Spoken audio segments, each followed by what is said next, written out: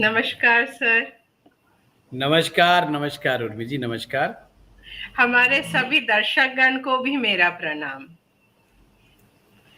Sir, आज मैं आपके लिए एक बहुत ही इंटरेस्टिंग टॉपिक चुन के लाई हूं। हम बीमार क्यों पड़ते हैं?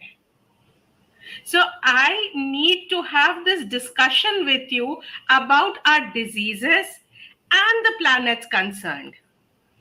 आपकी इजाजत हो तो। उर्मी जी देखिए, ये प्रश्न हमारे जीवन में बार बार उठता है और खास करके उन लोगों के जीवन में ज़्यादा उठता है जो हेल्थ कॉन्शियस है, जो क्वालिटी फूड्स खाते हैं, क्वालिटी लाइफ जीते हैं, उसके बावजूद भी उनके जीवन में रोग आ जाते हैं, बीमारी आ जाती हैं, उनको मानसिक, शारीरिक परेशानियां बार बार आकर के घेरती हैं। तो उनको लगता है कि यार ये क्या हो रहा है हमारे जीवन में, हमें बीमारियां कहाँ से आ रही हैं।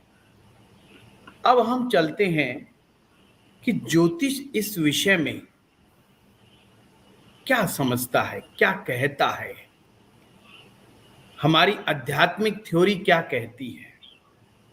ज्योतिष शास्त्र के अनुसार रोग 3 प्रकार से आते हैं। सबसे पहले पूर्व जन्म के दोषों की वजह से हमारे जीवन में परेशानियां आती हैं। दूसरा है क्रियमान कर्मों के द्वारा, जो हम डेली रूटीन में जो कर्म कर रहे हैं उसकी वजह से भी हमारा गलत खान पान, हमारी गलत दिनचर्या, हमारे गलत विचार, हमारे जीवन में गलत संगति और राइट प्रैक्टिस, अध्यात्म की राइट प्रैक्टिस ना होना भी रोग का एक कारण है।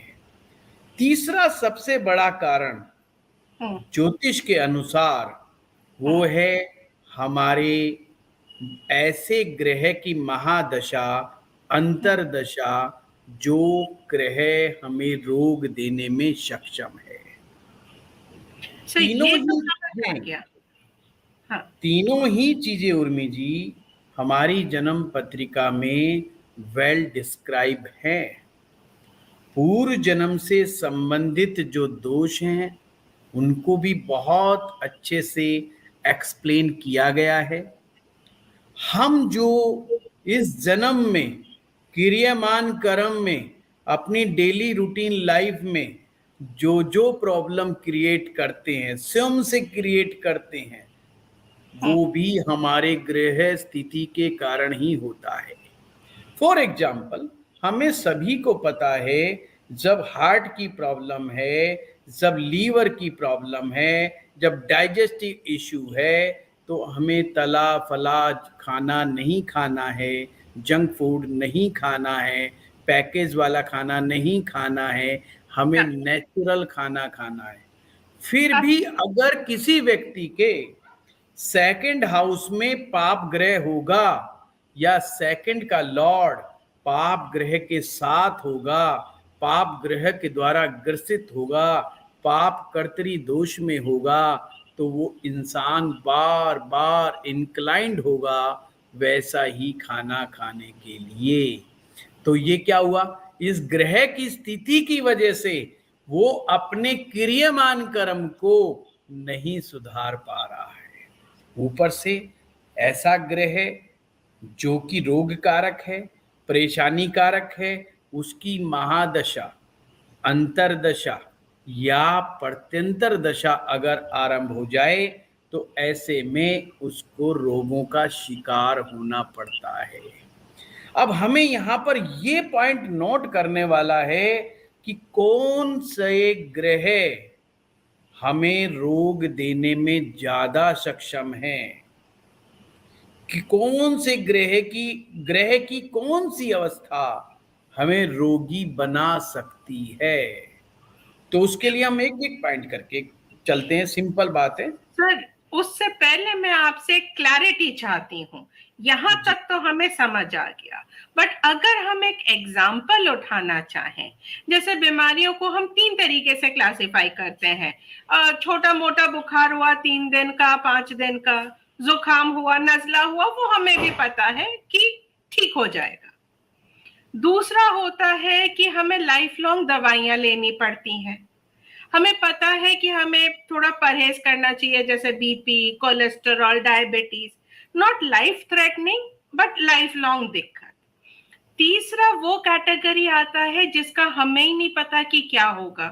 फॉर एग्जाम्पल कैंसर हो गया, हार्ट की प्रॉब्लम हो गई, लिवर या किडनी का जो डैमेज हो जाता है, जो हमें चेंज कराना, मतलब life threatening situations. तो sir, how do we classify them astrologically? देखिए, हमें ये समझना है, जो भी ग्रह पूर्व जन्म के ऐसे बंधनों में बंधे होते हैं, जैसे कि मान लीजिए एक कॉम्बिनेशन है गुरु और राहु का कॉम्बिनेशन, गुरु चंडाल दोष, Yes. राहु मंगल का अंगारक दोष, शनि और चंद्रमा का विष दोष, राहु चंद्रमा का ग्रहण दोष। ये एक ऐसे कॉम्बिनेशन हमारी जन्म पत्रियों में बने हुए हैं। इन्हें हम इस जन्म में हमारे द्वारा अर्जित कर्म नहीं है, ये पूर्व जन्म के द्वारा जो हमारे पेंडिंग्स कर्मा है, वो इस जन्म में मानसिक और शारीरिक व्याधियों के कारण बन रहे हैं। जब ऐसे कॉम्बिनेशंस के द्वारा जो रोग आते हैं, वो रोग एक तो लंबे समय तक चलते हैं, दूसरा थोड़े से कॉम्प्लिकेटेड ज़्यादा होते हैं, उनको जल्दी कंट्रोल नहीं किया जा सकता, उसके लिए हमें हर तरह का प्रयास करना पड़ता है। दूसरा रोग है, वो है क्रियमान कर्म के द्वारा, जैसे गलत खान पान, गलत खाना खा लिया। आज मान लीजिए किसी का डाइजेस्टिव सिस्टम कमज़ोर है और उसने छोले भटूरे खा लिए, कोई पिज्ज़ा खा लिया, गलत चीज़ें, उल्टी सीधी चीज़ें खा ली हैं, तो उसका क्या होगा? अगर वो कुछ समय के लिए खाना छोड़ दे, कुछ प्रिकॉशंस ले, तो 2 से 3 दिन के अंदर उसको थोड़ा दवा वगैरह लेकर के वो ठीक हो जाएगा। ये हमारे क्रियमान कर्म। परंतु जब हमारे पापक ग्रहों की दशाएं जब चलती हैं, तो वो हमें परेशान करती हैं। उस रोग को भी दवाइयों के माध्यम से कंट्रोल किया जा सकता है, पर वो 15 दिन से लेकर के 6 महीने तक भी वो रोग हमें परेशान कर सकता है। अर्थात जो सबसे कमजोर पक्ष है, वो क्रियमान कर्म का है।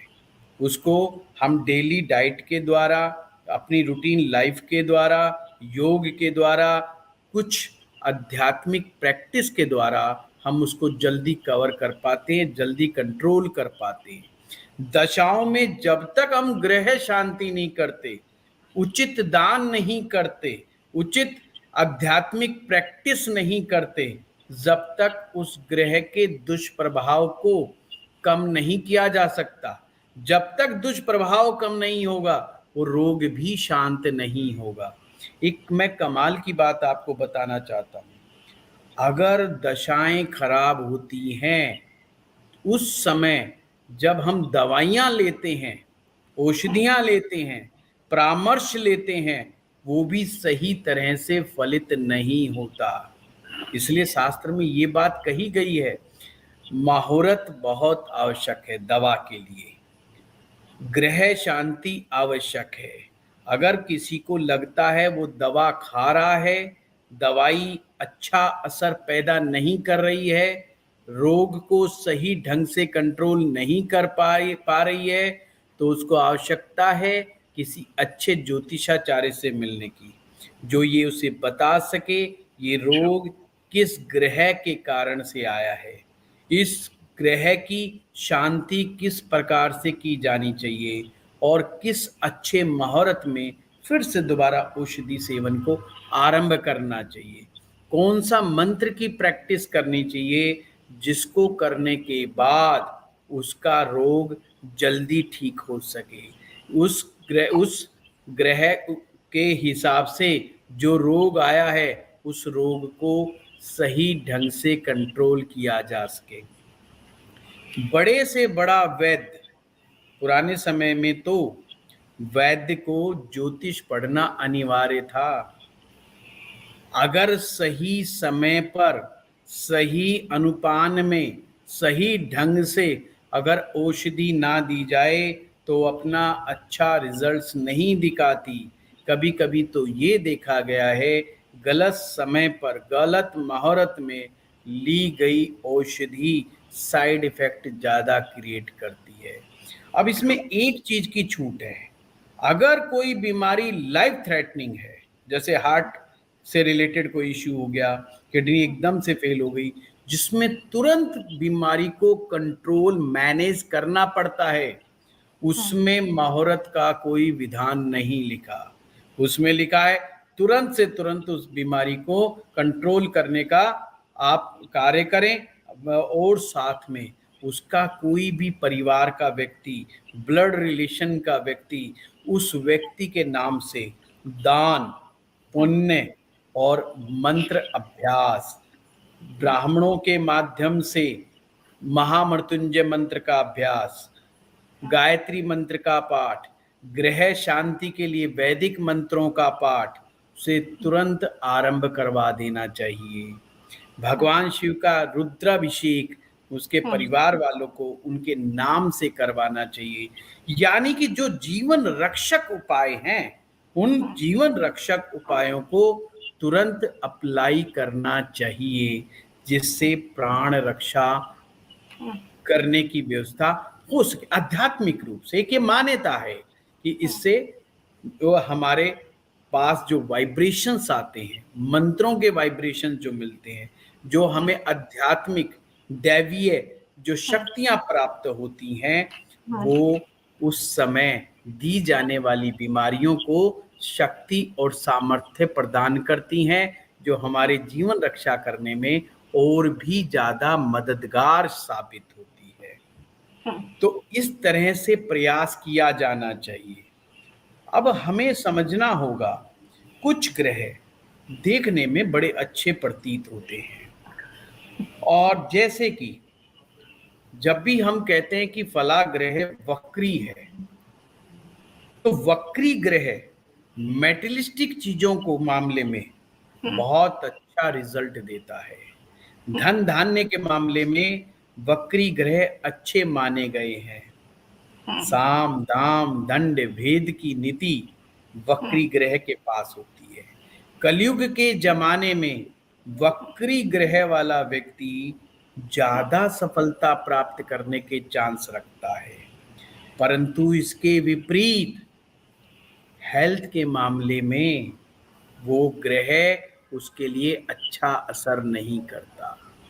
जैसे कि ज्योतिष मानता है कि शुभ ग्रह यदि शुभ भाव में विराजमान होंगे, किसी भी पाप ग्रह के द्वारा ग्रसित नहीं होंगे तथा शुभ ग्रहों द्वारा दृष्ट होंगे, तो वो ग्रह बीमारी नहीं आने देता। यदि कोई भी पाप ग्रह जब होगा, पाप ग्रह किसी राशि विशेष में जब बैठता है और राशि का संबंध शरीर के किसी विशेष अंग से होता है, क्योंकि 12 राशियां हैं, प्रत्येक राशि हमारे शरीर को 12 भाग में डिवाइड किया गया है, और राशि का संबंध हमारे शरीर के किसी ना किसी अंग से है। इसी प्रकार से कुंडली के 12 भाव में प्रत्येक भाव का संबंध किसी शरीर के विशेष अंग से है। यदि इस राशि पर या भाव पर पाप ग्रह का प्रभाव होता है, तो ऐसे में वो विशेष अंग पीड़ित हो जाता है, प्रभाव में आ जाता है। यानी कि अब यहाँ पर समझने वाली बात क्या है कि शुभ ग्रह है बीमारी नहीं देगा, अशुभ ग्रह है बीमारी देगा। पर शुभ ग्रह मान लीजिए बृहस्पति है और वो वक्री हो गया, तो उसमें आपको ऐसा समझना है कि अब ये जो वक्री ग्रह जो बृहस्पति है, ये हमें हेल्थ के मामले में परेशानी में डाल देगा। ये हमारे लिए बाधक है हेल्थ के मामले में। जैसे बृहस्पति का संबंध लीवर से है, डाइजेशन से है, हार्मोन से है। परंतु अगर ये ग्रह वक्री हो जाएगा तो इन्हीं चीजों से रिलेटेड इश्यूज ज्यादा पैदा करेगा। खाया पिया उसका पचेगा नहीं, मोटापा दे सकता है, ट्रू। थायराइड की प्रॉब्लम दे सकता है, लीवर में सूजन दे सकता है। तो हुआ क्या, अब ये जब हम बात करते हैं कि तुम्हारा गुरु तो बहुत अच्छा है, गुरु से तुम्हें लाभ होगा, तुम्हारी एजुकेशन बहुत अच्छी गई है, तुम्हारे पिता जो है एक अच्छे कमाते होंगे, तुम भाग्यशाली हो, तुम्हारे पास प्रत्येक मेटेरियलिस्टिक चीजें हैं, वो कहेगा हाँ जी बिल्कुल है। फिर आप जैसे ही उसको कहते हो अरे यार ये तुम्हारा गुरु की वजह से ना तुम्हारी तबीयत खराब रहती है, तुम्हारा पेट खराब रहता है, तुम्हारा लीवर अच्छा से काम नहीं कर पा रहा, तुम ऐसा लगता है जैसे कोई तुम्हारे पास एनर्जी नहीं है, थका थका सा महसूस करते हो। तो कहते ये क्या बात कर दी पंडित जी, दो तरफ की बात कर रहे हैं, मैं तो कंफ्यूज हूँ। अब ये गुरु ग्रह अच्छा मानूं कि गुरु ग्रह को बुरा मानूं? तो सिंपल है कि हमें जो भी ग्रह वक्री हो, चाहे वो शुभ हो या वो अशुभ हो, हेल्थ हैजर्ड है। मान लीजिए मंगल ग्रह है, पाप ग्रह है, अब वो वक्री हो गया, तो मंगल पाप ग्रह होते हुए वक्री हो गया, जमीन के मामले में अच्छा असर देगा, प्रॉपर्टी ट्रू। के लिए अच्छा है, ट्रू। आपको थोड़ा दबंग बना देगा, बोल्ड बना देगा, रिस्क लेने की ताकत पैदा कर देगा। पर ट्रू। मेडिकल एस्ट्रोलॉजी में ये कोई अच्छी बात नहीं है। मंगल ब्लड से संबंधित परेशानियां देगा, एसिडिटी बहुत ज्यादा बढ़ा सकता है, पित्त के दुष्प्रभाव को बढ़ा सकता है। पित्त का दुष्प्रभाव आंखों पर, सिर के ऊपर, स्किन के ऊपर, डाइजेशन वाले जो वाइटल ऑर्गेन्स हैं उनके ऊपर, यूरिनरी सिस्टम पर एक नेगेटिव इम्पैक्ट क्रिएट करने का काम करेगा। तो हमें ट्रू। यह समझना चाहिए, जो ग्रह पाप ग्रह है वो बीमारी दे सकते हैं, जो ग्रह आपका वक्री है वो बीमारी दे सकता है, जो ग्रह नीच राशि में बैठा है वो बीमारी दे सकता है, जो ग्रह आपका कमजोर अवस्था का है, जिस ग्रह के पास बलाबल नहीं है, वो हमें बीमारी दे सकता है। ट्रू। और एक खास बात, जो ग्रह अस्त है वो हमें बीमारी दे सकते हैं। ट्रू। परंतु अगर किसी पाप ग्रह की मात्र दृष्टि पड़ रही है तो ये गारंटी नहीं कि वो बीमारी देगा ही देगा। फिर बीमार हम जब होंगे जब हम गलती करेंगे, वैसे वो अपने आप से बीमारी नहीं देगा। ये कोई पक्का नियम नहीं है कि पाप ग्रह देख रहा है तो बीमार होंगे ही होंगे।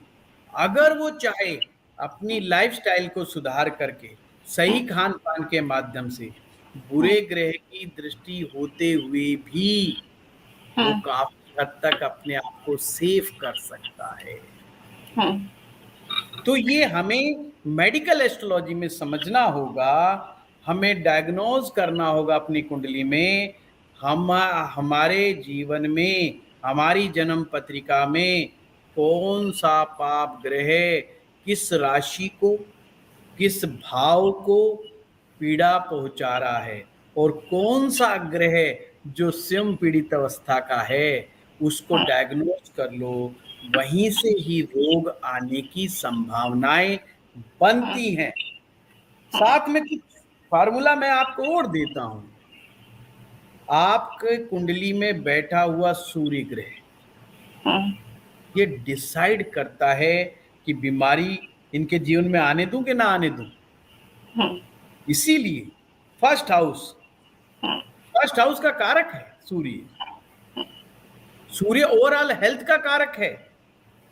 अगर सूर्य जब तक कमजोर नहीं होगा व्यक्ति बीमार कैसे होगा? अब इसके पीछे लॉजिक है। जिसका सूर्य मजबूत होता है वो वेल डिसिप्लिन्ड आदमी होता है, उसको सूर्य से पहले उठना ही होता है, उसमें दरिद्रता नहीं होती, उसमें आलस से नहीं होता। तो ऑटोमेटिक बात है, जिसमें दरिद्रता नहीं है, आलस से नहीं है, और जो प्रकृति के साथ अपना एक सामंजस्य बिठा करके चलता है, वो सिंपल बात है, वो अनहेल्दी कैसे रहेगा? ट्रू। अगर सूर्य पीड़ित है तो बीमार होने के चांसेस बढ़ जाते हैं। अब जन्म पत्रिका में कुंडली का छठा भाव रोग का भाव है। ये हम सभी जानते हैं। लड़ाई है लगन की, यानी फर्स्ट हाउस की, छठे से और आठवें से। लगन आपका मेन है, ये आपके हेल्थ की रक्षा करता है, ये आपको बताता है कि आप में कितनी शक्ति सामर्थ्य है अपनी हेल्थ को संभाल करके रखने में। जितना लग्नेश मजबूत होगा, आप अपनी हेल्थ को संभाल करके रखने में सक्षम होंगे। पर ध्यान रहे, कुंडली में छठा भाव यदि लगन से ज्यादा पावरफुल हो जाए या आठवां भाव ज्यादा पावरफुल हो जाए, तो वो लगन कमजोर यदि पड़ जाएगा तो हमारी हेल्थ डूब सकती है। ऐसे में अच्छे ज्योतिषाचार्य से मिलकर के उन्हें सही मार्गदर्शन लेना चाहिए, सही उपाय करने चाहिए। पहला भाव कुंडली का प्रकृति है, छठा भाव शरीर की विकृतियां हैं, मानसिक अंतर्द्वंद है। अष्टम भाव पूर्व जन्म के दोष हैं। पूर्व जन्म के दोष अष्टम भाव से देखे जाते हैं, वो दोष जो आपने ही किए थे पिछले जन्म में। अष्टम भाव लंबे समय तक चलने वाले रोग, असाध्य रोग को दिखाता है, जिसका कई बार सही सही रूट कॉज नहीं मिलता है। वो अष्टम भाव से कुमुलेशंस क्रिएट करा देते हैं। अचानक से कोई चीज ऐसी कोई ऐसी बीमारी पैदा कर देते हैं जिसकी वजह से इंसान चाह करके उसे ढंग से एक्सप्लेन भी नहीं कर पाता। इसीलिए अष्टम भाव को गुप्त रोगों का भाव भी कहा गया है। ये अष्टम भाव अत्यधिक शक्तिशाली नहीं होना चाहिए हेल्थ के दृष्टिकोण से। इसीलिए जितने ज्यादा शुभ ग्रह हमारे बली होंगे, हमारा जीवन शांत होगा, हमारा जीवन आनंदित होगा, हेल्दी होगा। पाप ग्रह पैसा बहुत देंगे, जमीन देंगे, मकान देंगे, गाड़ी देंगे, नौकर देंगे, हर ऐशो आराम का सामान देंगे आप, परंतु हेल्थ की कोई गारंटी नहीं। शुभ ग्रह हेल्थ अच्छी देंगे पर धन की कोई गारंटी नहीं। तो ये एक ज्योतिष एक दृष्टिकोण है कि कोई व्यक्ति किस दृष्टिकोण से अपने आप तो मतलब जीवन को देखता है। किसी को धन चाहिए, किसी को मान सम्मान चाहिए, किसी को ऊंचा पद चाहिए, किसी को मेंटल पीस चाहिए, किसी को प्रभु की भक्ति चाहिए। तो ज्योतिष में, जन्म पत्रिका में हर व्यक्ति अपने अनुसार बेस्ट से बेस्ट चीज निकाल सकता है और बुरी से बुरी चीज निकाल सकता है। कमाल की बात तो उर्मी जी, सबसे बड़ी बात क्या है, कोई भी ग्रह ऐसा नहीं होता अपनी निम्न से निम्न स्थिति तक जो कोई फायदा ना करता हो। वो फायदा भी वहां पर करता है, पर अब हमारा दृष्टिकोण के ऊपर डिपेंड करता है कि हम उसे फायदा मानते हैं कि नहीं मानते। अब एक व्यक्ति है, उसको कहे तू 90 वर्ष की आयु तक जिएगा, पर तेरा बेटा 90 वर्ष की नहीं है, तेरा बेटा 50 या 60 साल की उम्र में डेथ कर जाएगा। अब उस पिता के लिए ये तकलीफ वाली बात है या खुशी की बात है कि 90 साल जिएगा, ये खुशी है, या उसका बेटा जल्दी डेथ कर जाएगा ये दुख है। दुख है। ये आपकी और हमारी मानसिकता हो सकती है, ये इंडिविजुअल है, ये डिसीजन इंडिविजुअल है। इसके बारे में ना तो किसी ज्योतिषाचार्य को कहने का हक बनता है कि ये तेरे साथ बहुत बढ़िया है। अच्छा और बुरा इंसान खुद अपने दृष्टिकोण से समझेगा कि उसकी कुंडली में क्या अच्छा है और क्या बुरा है। किसी को प्रभु की भक्ति में मन लगता है, पैसा नहीं है, उसको परवाह नहीं है, वो कहता है मेरे को क्या दिक्कत है, मैं सुबह जाता हूँ, भगवान भोलेनाथ के दर्शन करता हूँ, जल अर्पित करता हूँ, बड़े आनंद की अनुभूति होती है, उसको पूरा सेटिस्फेक्शन है। इट्स मीन उसकी कुंडली बिल्कुल सही है, उसको कोई दुख नहीं है। अब ज्योतिषी कौन होता है ये बात कहने वाला कि तेरी जिंदगी में पैसा नहीं है, फलाना नहीं है, भाई उसको जो मिल रहा है वो मस्त है, वो खुश है। हम्म, तो जब भी हम किसी कुंडली का विश्लेषण करते हैं हम्म, तो उस समय उस हम्म, व्यक्ति की मानसिकता को ध्यान में जरूर रखा जाना चाहिए, उस हम्म, व्यक्ति के थॉट प्रोसेस को ध्यान में जरूर रखा जाना चाहिए, तो हम उसकी वास्तविक समस्या को समझ पाएंगे। हम्म, और जन्म पत्रिका किसी भी व्यक्ति के थॉट प्रोसेस को समझने का सबसे ज्यादा आसान टूल है। मेडिकल एस्ट्रोलॉजी, ये हम्म, हमारे अभी कोर्स आने वाला है। इस महीने मेडिकल एस्ट्रोलॉजी कोर्स आने वाला है हमारे एस्ट्रो पाठशाला में। हम्म, आयुर्वेदा एस्ट्रोलॉजी इस समय प्रेजेंट में चली रही है। हम्म, तो उसमें हमने यही बताने का प्रयास किया है कि ज्योतिष को जब हम बेसिक रूप से जब शुरुआत में पढ़ते हैं तो हम्म, जो बातें हमने सीखने को मिलती है वो बाद में थोड़ा सा ट्विस्ट कर जाती है। पापी ग्रह धन बहुत दे देते हैं, शुभ ग्रह इतना अच्छा नहीं दे सकते। और शुभ ग्रह पारिवारिक सुख देते हैं, मानसिक शांति देते हैं, जीवन के अंतर्द्वंद से बच जाते हैं, साथ में मुकदमे नहीं देते, किसी उल्टे सीधे रोग में ग्रसित नहीं करते, प्रभु की भक्ति करवाते, दान पुण्य करवाते हैं, तीर्थ यात्राओं का आनंद करवाते हैं और मस्ती लेते हैं। क्या इसका मतलब ये है कि पाप ग्रह का असर तीर्थ यात्रा नहीं करने देगा? नहीं, बिल्कुल करने देगा। उनको तीर्थ यात्राएं भी होंगी, पर उन तीर्थ यात्राओं में वो आनंद नहीं बरसेगा, वो उनको प्रभु मिलन की जो अंदर की तृप्ति भाव आना चाहिए वो भाव नहीं आएगा। दिमाग में तो वही सब चल रहा होगा कि कितना ज्यादा हम लोग राइज कर सकते हैं। ज्योतिष बहुत ही अच्छा, मैं ग्रंथ भी मानता हूँ, विषय भी मानता हूँ, ये आर्ट ऑफ लिविंग है। ये आपको आपके ऊपर ही छोड़ देता है कि जीवन को किस तरीके से आपको समझना है, ये आप ही के ऊपर डिपेंड करता है। आप अपने जीवन को किस तरह से जीना चाहते हो ये आप ही के हाथ में है, आप किसको क्या मानते हो। तो हमें डिसाइड करना होता है हमें जीवन में हमारा टारगेट क्या है, हमारा उद्देश्य क्या है।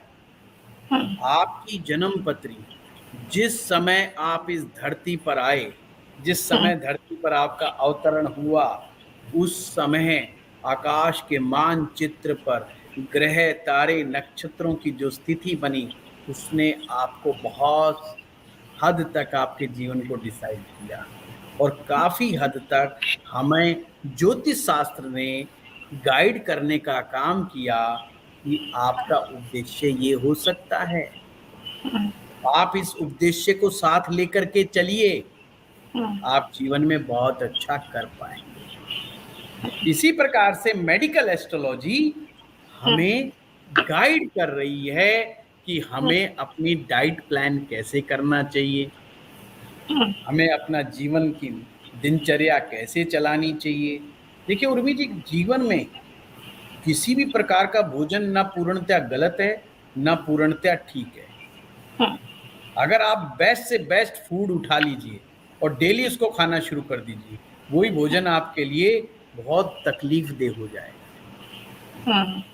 एक ही प्रकार का भोजन, उस भोजन से ही आपका मन भर जाएगा, चाहे वो दुनिया का बेस्ट भोजन हो। तो हर तरह की प्रैक्टिस ना पूर्णतया गलत है ना ठीक। कुछ लोग सुबह जल्दी नहीं उठ सकते, ये उनका प्लेनेट अलाउ कर रहे हैं, भाई क्या करें। तो ये बहुत ही इंडिविजुअल सब्जेक्ट है, बहुत ही निजी विषय है। एक व्यक्ति अपनी जीवनचर्या को किस प्रकार से जीने का उद्देश्य बनाता है अपने ग्रह तारों के अनुसार, ये उसका निर्णय हो सकता है। हम लोग जो इस शिक्षा दीक्षा का प्रचार प्रसार करते हैं, लोगों तक पहुंचाते हैं, घर घर में पहुंचा रहे हैं, ताकि ज्योतिष शास्त्र से निर्मित कुछ मिथ्स लोगों के जो दिमाग में हैं वो समाप्त हों।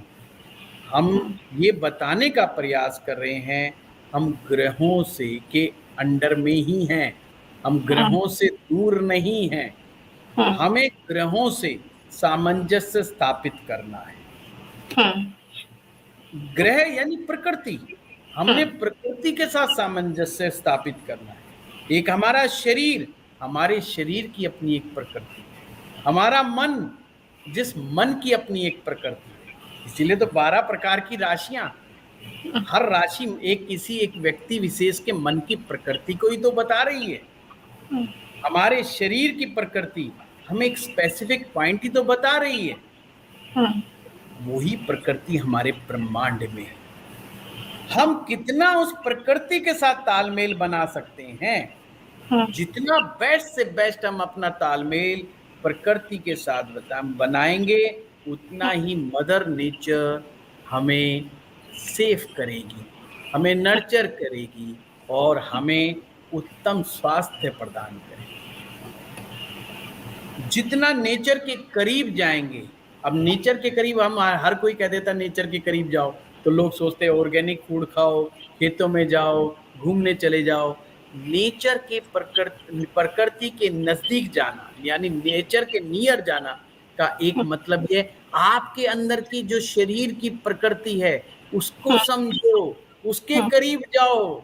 वो क्या चाह रही है, शरीर आपसे अंदर से क्या डिमांड कर रहा है, उसको जाओ। हम शरीर को नहीं सुनते, हम शरीर को अपनी मन मर्जी से देते रहते हैं। शरीर नहीं मांग रहा, फिर भी हम दे रहे हैं। फिर हम झूठा सोचते रहते हैं, यार हमसे तो अब शरीर ही तो डिमांड कर रहा है। जब हमारा मन कह रहा है ये खा लो, इसका मतलब शरीर ही हमसे डिमांड कर रहा है, जबकि ये चीज वास्तविकता से अलग है। यही कारण है कि हमें जन्म पत्रिका में अपनी राशि का विश्लेषण करना चाहिए, अपने ग्रह का विश्लेषण करना चाहिए, अपने जन्म नक्षत्र का विश्लेषण करना चाहिए। हमारा जन्म नक्षत्र बहुत इंपॉर्टेंट है।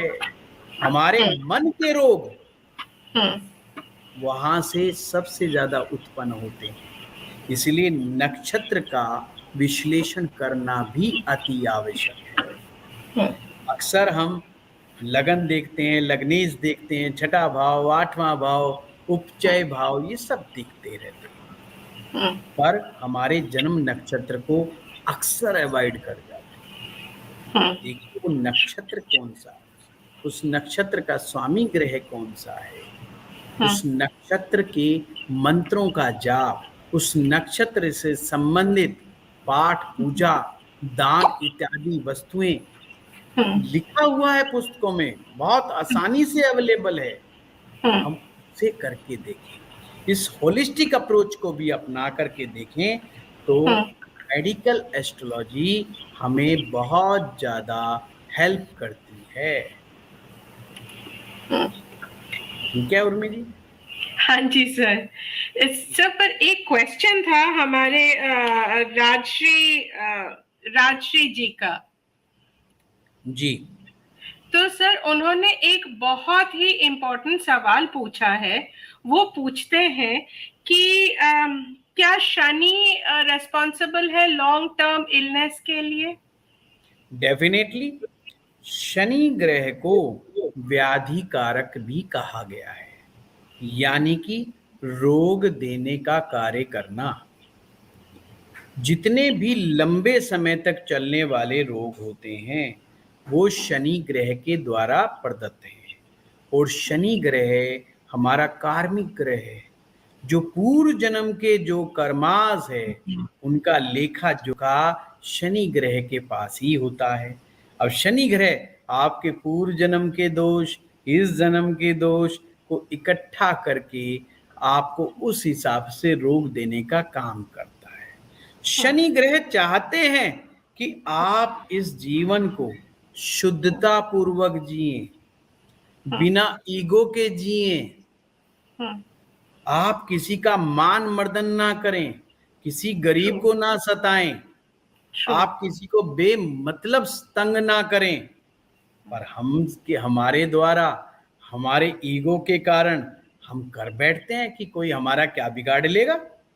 इस सोच के साथ हम अक्सर कमजोर आदमी के ऊपर सवारी कर बैठते हैं और उसको बेचारे को परेशान कर देते हैं। फिर उसी रोग के माध्यम से, लंबे समय तक चलने वाले रोग के माध्यम से शनि देव आपको सबक सिखा रहे हैं कि तुम कुछ भी नहीं, तुम्हारी वैल्यू एक मच्छर जितनी भी नहीं। तुम अपने शरीर में आए हुए एक रोग को कंट्रोल तक नहीं कर पा रहे हो।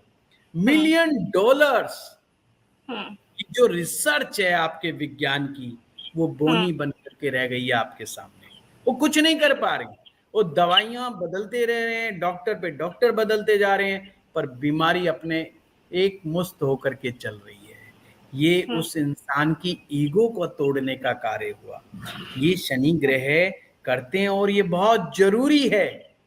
ये करना बहुत जरूरी है, नहीं लोगों को अकल नहीं आएगी।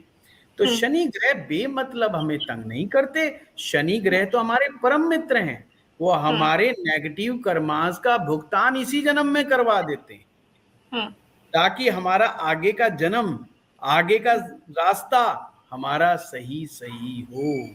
तो शनि ग्रह रोग कारक हैं, व्याधि कारक हैं, लॉन्ग टर्म इलनेस के कारक हैं। ज्योतिष के अनुसार बिल्कुल ये बात ठीक है। सर, आराध्या जी पूछती हैं कि अगर विष दोष हो कि शनि और चंद्रमा अगर एक साथ किसी भी भाव में हो, तो क्या उनका बीमारी देना निश्चित है? देखिए, जब भी शनि और चंद्रमा एक साथ होंगे तो हमें बड़े आराम से, शांति से सोचना है। चंद्रमा हमारा मन है और शनि देव जो हमारे पूर्व जन्म के कर्मास से रिलेटेड ग्रह है, इसने हमारे मन को पकड़ लिया है, मन को जकड़ लिया है।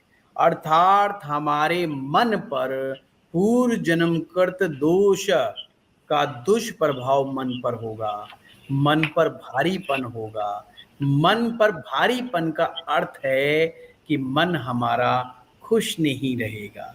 हमें जितनी तमाम चीजें मिल जाएं, विष योग कभी भी धन संबंधी मामलों में बाधा नहीं डालता।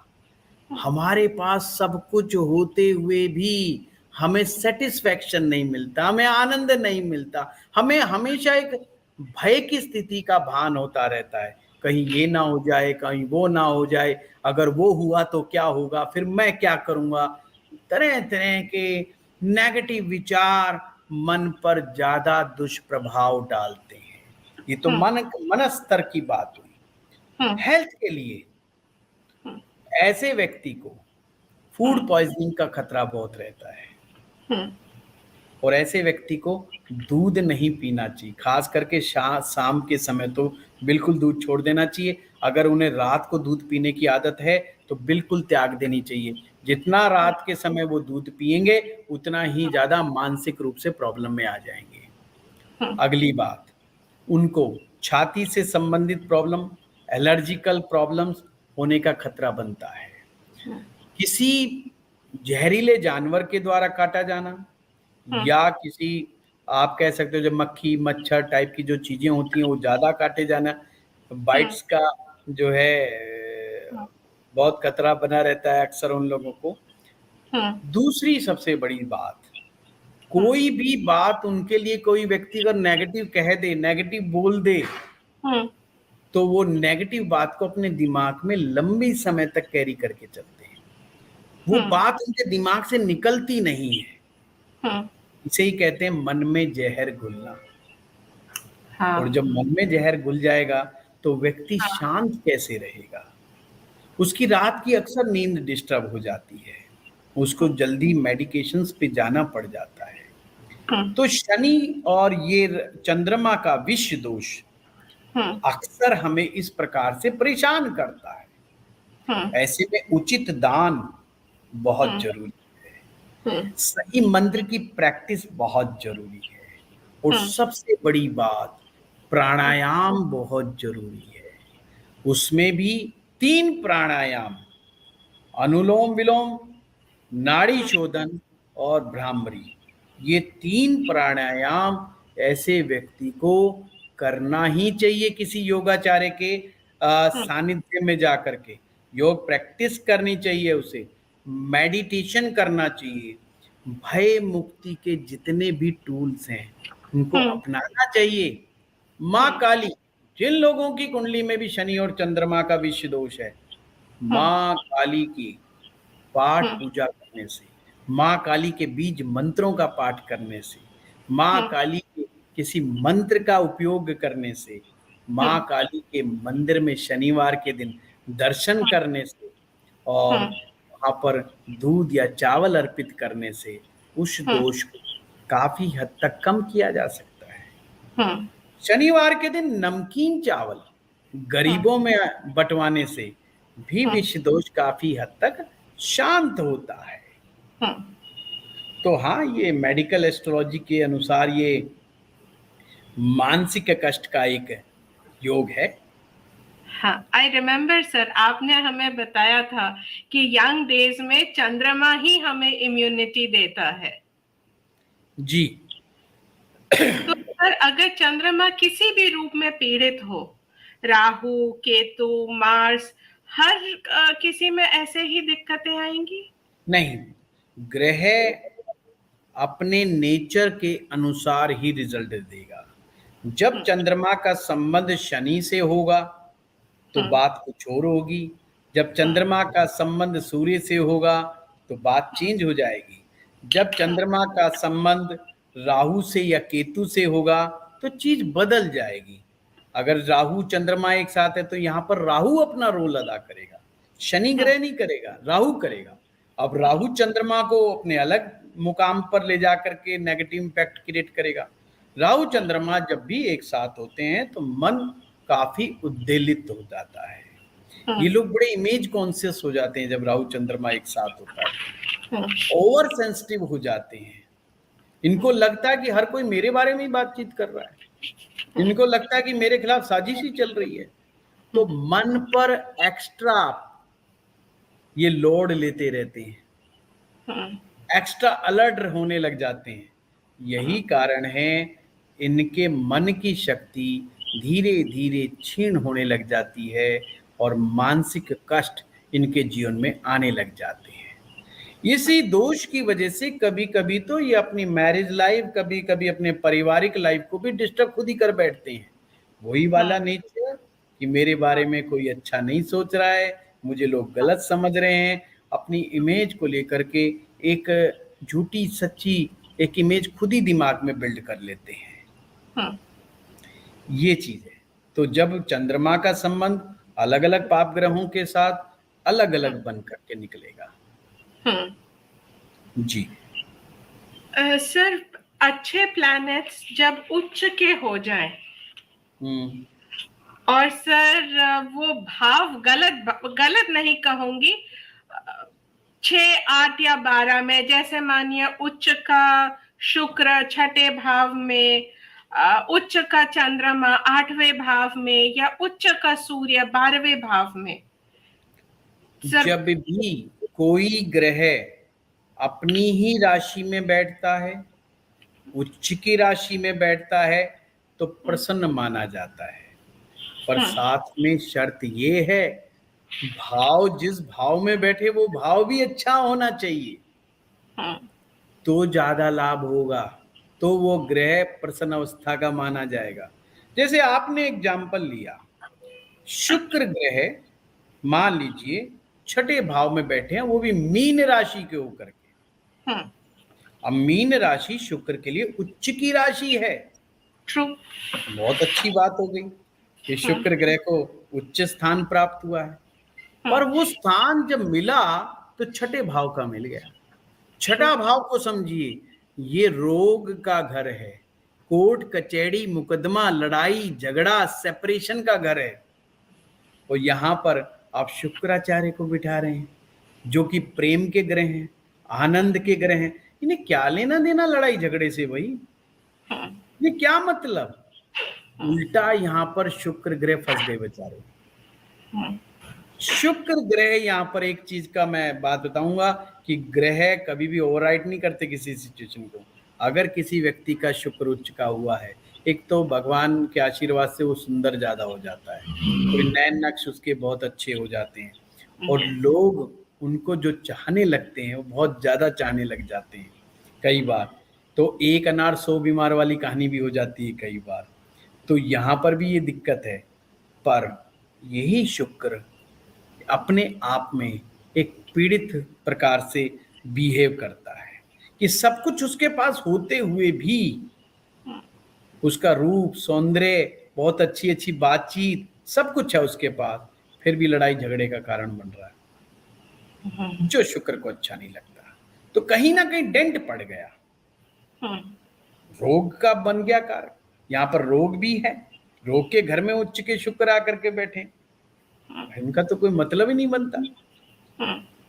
शुक्र जीवन का आनंद है, और उस आनंद में अगर खलबली मच जाए, उसमें कोई गड़बड़ी हो जाए, तो खुशी का ज्यादा समय तक नहीं रहती, जल्दी ही काफुर हो जाती है।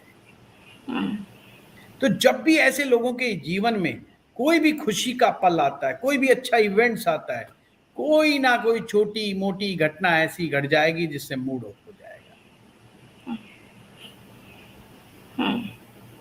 तो ये चीज उनको बार बार परेशान करती है। तो अब हमें समझने वाली बात ये है कि ग्रह उच्च का तो हो गया, पर जब तक उसको कुंडली का अच्छा भाव प्राप्त ना हो, या जब तक कि उसको शुभ ग्रह का आशीर्वाद या शुभ ग्रह की दृष्टि प्राप्त ना हो, वो पूर्णतः संतुष्ट ग्रह नहीं माना जाएगा, ज्यादा हैप्पी ग्रह नहीं माना जाएगा।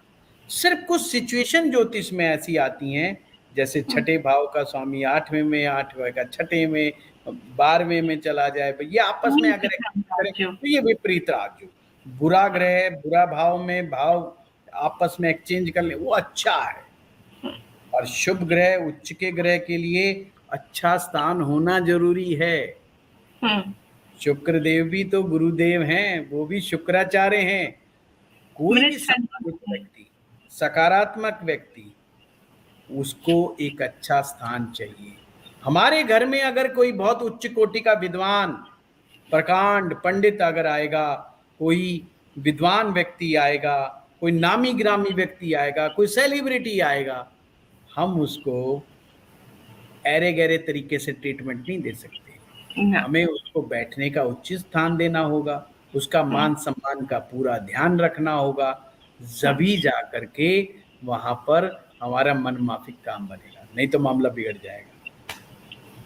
I understand sir. अगर आपकी इजाजत हो तो एक और प्रश्न ले लें। जी जी बताएं।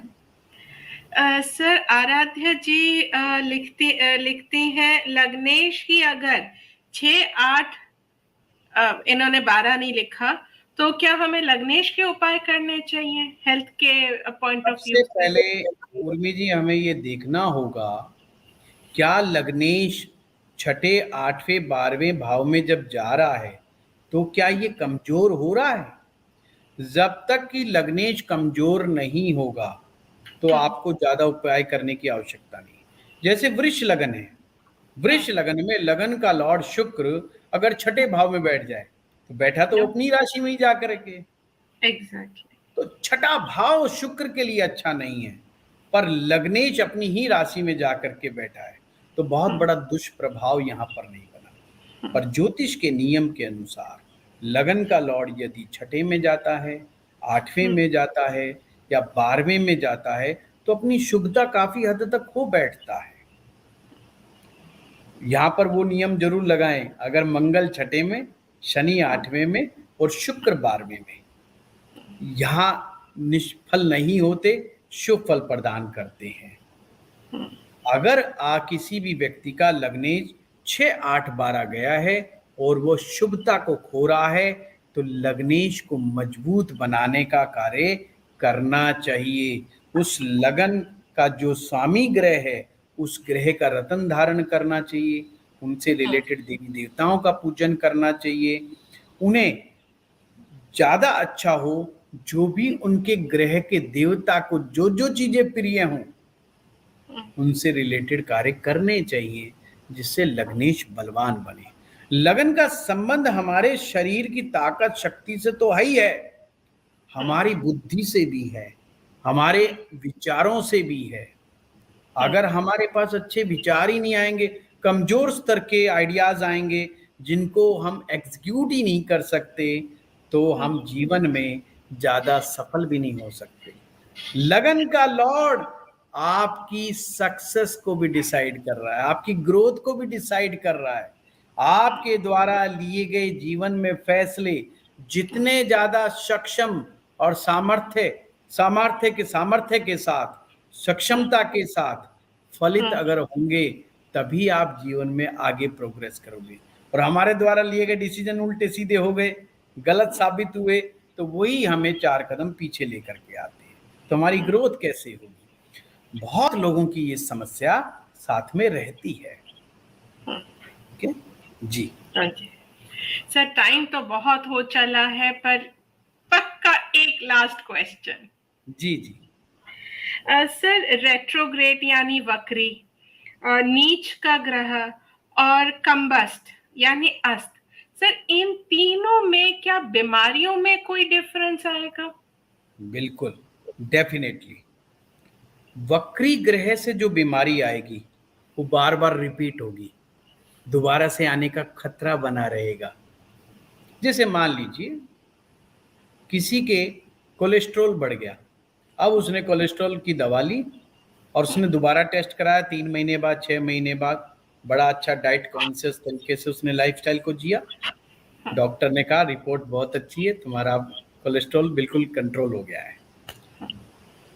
अब वो कोलेस्ट्रॉल की प्रॉब्लम उसके जीवन में दोबारा भी आ सकती है, वो रिपीट करेगी। ये वक्री ग्रह का परिणाम है। नीच का ग्रह है, उसको शक्ति और सामर्थ्य प्रदान नहीं करता है कि वो बीमारी से फाइट कर सके। हो सकता है कि बीमारी परमानेंट ही कब्जा कर ले उसके शरीर पर, कोई एक स्पेसिफिक बीमारी, वो दवा खाता रहेगा, रोग को कंट्रोल करता रहेगा, इससे ज्यादा वो कुछ नहीं होगा। अगर अस्त ग्रह हो, अस्त ग्रह बीमारियों को और ज्यादा कॉम्प्लिकेटेड कर देते हैं और सीवियर बना देते हैं, और एक बीमारी आए 2-3 साथ में खुद ले आते हैं। तो ये थोड़ा थोड़ा अंतर है। फिर भी ज्योतिष में हर व्यक्ति की कुंडली अलग है, हर व्यक्ति के ग्रह की परमुटेशन कॉम्बिनेशन डिफरेंट है। इसको निजी रूप से बहुत ध्यान पूर्वक सूक्ष्म अध्ययन करके ही किसी निष्कर्ष पर पहुंचा जा सकता है। ये जो आप और हम बात कर रहे हैं जस्ट फॉर नॉलेज पर्पस, ये जस्ट एक हिंट दे रहे हैं हम, ये कोई फुल एंड फाइनल नहीं है किसी चीज का, क्योंकि बहुत से ट्विस्ट ज्योतिष में आते हैं। वो ज्योतिषाचार्य की बुद्धिमता, उसकी गुरु की शक्ति, उसकी गुरु के सामर्थ्य और उसके निजी अपने अंतर मन की शुद्धता पर बहुत कुछ डिपेंड करता है कि क्या वो किसी कुंडली से निकाल सकता है। उसकी प्रैक्टिस, उसका अनुभव, उसका ज्ञान उसके प्रेडिक्शन में 4 चांद लगा सकता है। जी सर आपका आशीर्वाद चाहूंगी हम सब के ऊपर। सर जुगल रिचर्या जी, लक्ष्मी साधवानी जी, आराध्या जी, राजश्री जी, रामराज जी, प्रताप जी, भूपेंद्र जी, जुगल जी, लता शर्मा, सर सब हम सब के ऊपर आपकी कृपा, राजेश नारायण जी, हम सब के ऊपर आपकी कृपा दृष्टि बनी रहे सर, यही आप सभी का बहुत बहुत धन्यवाद। आप लोग जो एस्ट्रो पाठशाला को प्यार दे रहे हैं, इसके लिए बहुत बहुत धन्यवाद। Thank you.